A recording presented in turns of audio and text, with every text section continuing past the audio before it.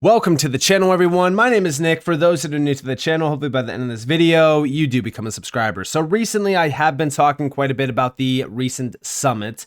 And regardless of if you liked what was said or not, it's totally fine. I do think that there was some disappointment around it, and I get it.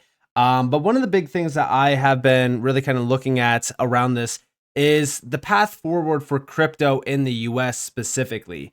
And from a lot of the CEOs and the founders from the space, it feels as if that seismic shift has taken place. We're starting to see a lot more positive engagement with these crypto-based companies like Coinbase, for example. And I do hope that that does continue because we still have that Ripple case, right? We're still waiting for Ripple to get that full-on green light because we haven't yet. But I do think that we are witnessing some of the biggest moves happening around the adoption side and the innovation side of things. I definitely hope that it does lead to solid price action. I am actually very bullish for 2025 still. I think that we are going to have a tremendous year for crypto adoption and engagement and also price action. But again, instead of talking about it, let's actually address what's going on here. So number one, we did hear from Brian Armstrong, the CEO of Coinbase. He actually addressed reporters on the press briefing podium following the White House Crypto Summit. He said that Coinbase is planning to hire 1,000 people this year in the US directly as a result of this regulatory clarity and leadership from President Trump. And just like I did say previously, right, when we start to see open embracement of this space, we have that innovation supported in the US, it will open up thousands, hundreds of thousands of possible jobs in the US. I mean, when you think about how big these exchanges are, when we think about how big some of these, crypto companies are as well, it only makes a lot of sense to have them prosper here in the US because it does create economic growth. It creates job opportunities. So I think that this is great to see. Now, on top of that, we also heard from Brad Garlinghouse. He did say, some weeks feel like months in crypto. This was one of them. From the White House Crypto Summit to the CFTC CEO Roundtable and the sheer amount of news announced, hooray for Net Crypto Association, it's been quite a few days. There's been a lot of talk about what this White House has and will prioritize with their crypto agenda. Most importantly, regulatory clarity through congressional action, as well as a Bitcoin reserve and crypto stockpile, support for stablecoin innovation backed by US Treasuries, and more. I was extremely pleased to see the incredible support from this administration. It's easy to get lost in some of the maxi-induced noise, but there's so much more to this industry than the infighting and one coin versus another time-wasting rhetoric. We will, as we've always done, continue to champion the need for a level playing field, and it was great to hear others in the room echo this as well, and for the industry to come together to move much-needed legislation forward in the US. An incredible thank you to Donald Trump for opening and welcoming us to the White House. Amazing contrast to the hospitality of the Biden administration. David Sachs and Bo Hines for a truly historic summit. And Caroline DePam for hosting us at the CFTC. And here are some of the images from this meeting. So again, we're just seeing some of the members that were there. We know Chainlink was there. We know Ripple was there. There were so many big players from the industry there, obviously. And then, of course, the CFTC. We do know that Ripple has always met with the CFTC on multiple occasions. Caroline DePam was at the Ripple headquarters. I've always said it, and I still say it today because of how significant it actually was. Because they were in the middle of the lawsuit then. It was 2022, September of 2022, actually, when Caroline DePam did do a tour of Ripple. She met with Brad Garlinghouse. She talked to Brad Garlinghouse about what was happening during that time. And I'm sure that she is aware of what's been happening around Ripple with the SEC. And I could just imagine what they were talking about. I wish that we could have a little bit more insight on what was addressed, what was talked about, and, just the plan of action going forward, because I'm sure that there's so much information that we just did not get told yet. But outside of this, let's go over here. So Johnny Deaton is quoting Brian Armstrong, and he's saying, it's time for stablecoin legislation. Market structure bill, no more applying 1930 statuses and 1946 case law to modern day blockchain and AI technologies, clear guidance of CFTC governance over digital commodities, and also centralized exchange oversight. No commingling of customer funds, customer account protection in case of bankruptcy of the centralized custodian and exchange, 100% reserves notice of liquidation protocols while using leverage, tax policy reform, e.g. property versus currency classifications. Using cryptocurrencies for certain payments should not trigger capital gains, liabilities, and also accredited investor rule reform. Let's hope we get it done. A great job. And I completely agree. In fact, one of the biggest things that I have always said about, crypto, especially when it comes to like the capital gain side, I don't think that you should get taxed when you sell crypto or convert crypto into a stablecoin. I really don't understand that. If the stablecoin is staying within the ecosystem, it should not be taxed. Now, if I sell a stablecoin into US dollars and take that and put it in my bank account, then tax it all day. I don't care. But if it's staying within the ecosystem and I'm reinvesting that money, I should not be taxed on those gains because it's staying within the digital asset community side. Like, I don't understand the whole capital gains idea around selling into a stablecoin. It makes zero sense to me. But I do hope that we do get some changes happening around a lot of these, including, of course, these 5 outlined by John, because I do think that we definitely need legislation on a lot of these things. And it feels as though we are starting to get that. And I'm going to talk about that here in a second. So let's actually go over here to what IMF Managing Director Kristalina Georgieva said just recently back on March 5th. Big shout out to Subjective Views, because on top of stablecoin legislation, we have here the new U.S. administration is rapidly reshaping its policies on trade, taxation, public spending, deregulation, and digital assets. Check it out. We also know trade is no longer the engine of global growth it used to be. And we are in the midst of massive transformations, from rapid advances in AI to changing patterns of capital flow and trade. We are meeting against this background when governments worldwide are shifting their priorities. The new US administration is rapidly reshaping its policies on trade, taxation, public spending, deregulation, and digital assets. And other governments are also recalibrating their approaches and adjusting their policies.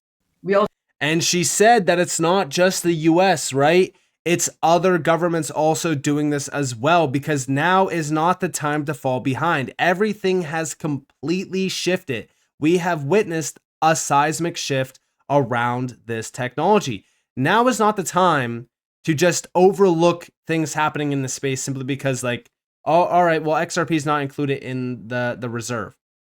It doesn't matter, right? The big focus here is those policies, regulation, because those are the things that actually get us to the end point, the point where we no longer actually have to worry about price action anymore. The space is just fully adopted, it's being utilized at scale, and the prices are just going crazy because of utility. That's how we get there. But now, as we do really focus on that, the last step to this, aka regulations, that's being accelerated. They're rapidly reshaping policies. Every government around the world is. Now, on top of this, we actually got a big update from the Financial Services GOP. So the chairman, the committee chairman, sent the SEC Gov acting chair Mark Ueda a letter encouraging the commission to remove digital asset hurdles put in place by the Biden administration. Again, this is a huge move. And if these do get removed, it's going to be absolutely massive for the space. But I do still look to one case that must end, and that is the Ripple case. I completely agree with Crypto Bullet here. The Ripple case must end. But over here, we have the full press release. Now, I actually opened this up. It's a substantial letter. I went and summarized it. Okay, and this is the summarization of it.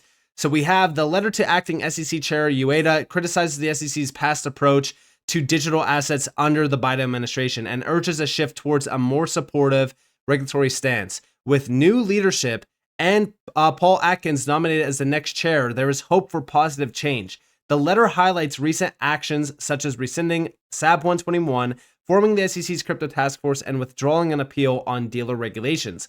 Steps in the right direction. However, it calls for further action, including, number 1, abandoning restrictive rules.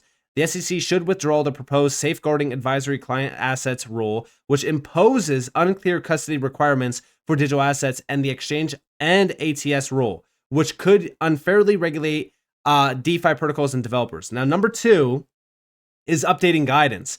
The 2019 framework for digital asset classification under securities laws should be revised to provide clearer criteria. And number 3 is legislative support. The House Financial Services Committee Republicans pledged to assist in creating a clear legal framework for digital assets to secure the US's leadership in blockchain technology. The letter emphasizes moving away from former Chair Gensler's restrictive policies and adopting a regulatory approach that fosters innovation and clarity in the digital asset space. So yeah, I think that this is huge. Obviously, we're starting to see a big focus put on the regulatory side of things, and we definitely have a lot of work to do here. I mean, it's not like it's a little bit of work. Like, no, there's a lot to be undone and also done because of the past SEC, chair. And I do think that we're going to start to see some very big moves happening over the next couple weeks from this SEC, especially now that we are starting to see a lot of these, letters getting sent out. We're hearing a lot of focus, put on crypto from this admin. It just feels as if the entire environment around crypto is changing in a very positive way. Now, on top of that, remember what I said back in the beginning of February when I utilized this video in my, I think it's a video talking about the Fed adopting stablecoins. This is actually from Subjective Views, and we have, we're headed in the right direction when the Feds are saying we need good stablecoin regulation soon. I bring this back up because of the focus put on stablecoin legislation. Just like John is saying over here, yeah, we do need stablecoin legislation 100%. We actually got a big update from Brian Steele as well. He said, updated stablecoin draft is in. Check it out and be sure to watch our stablecoin and CBDC hearing on March 11th, which, by the way, everyone should check out this hearing on March 11th if you are able to, because I do think that it is going to be very significant. But here we actually have the full document. Now, I'm not going to go over this, obviously, because there's so much in here. It's actually insane. But I will say this. Look at the headline here. To provide for the regulation of payment stablecoins and for other purposes. This is stablecoin legislation. This is the full draft of the stablecoin bill. This is very important to focus on. March 11th could definitely have a lot of a lot more information coming out around this bill and the focus of stablecoins and CBDCs within the US. I think that this is going to be a great watch if you guys do have the time. Obviously, it's not going to change a lot around this space, but it is going to put a spotlight on stablecoins and the need for legislation around stablecoins. And I will wrap up this video by playing this video clip just so those that missed the video in the beginning of February didn't watch it. Again, it's very important to listen in on what the big players like the Fed are actually saying. But a lot's been talked about even the past few weeks on stablecoins in the US. I just wanted to get first off, we'll talk internationally, but your view of stablecoins in the domestic economy here. Yeah, so a stablecoin, the way I kind of think about it is it's a synthetic dollar that you basically take a real dollar, you go to a platform and you get a equivalent of a stablecoin, which is its one-for-one value. And then that object trades on some other platform. A simple example I give, which I often use for other things, but if you went to a casino in Vegas, you take $1, you go, they give you a chip. That chip is worth $1, and at the end of the night, when you're done using it, it goes back, you convert it back into $1. So that's what I mean by a synthetic dollar. It's much like a poker chip at a casino. Now, these things trade on a different platform, typically in the crypto space. That opens up a whole nother world of possible payments and payment rails. And so what I like about the stablecoin is it's another way, it's kind of just like commercial bank money is a synthetic dollar. These things just open up other payment possibilities. And if they can do that in a way that opens competition, broadens the reach of the payment system, drives down cost, makes things faster and cheaper, I'm all for it. I don't have any issues. Now, with stablecoins, there are some issues, right? So it depends on whatever the model is that you're doing it. The typical model is I give you $1, you give me a stablecoin, then you go buy short-term liquid treasuries, for example, with the dollar. And then you keep the interest rate spread.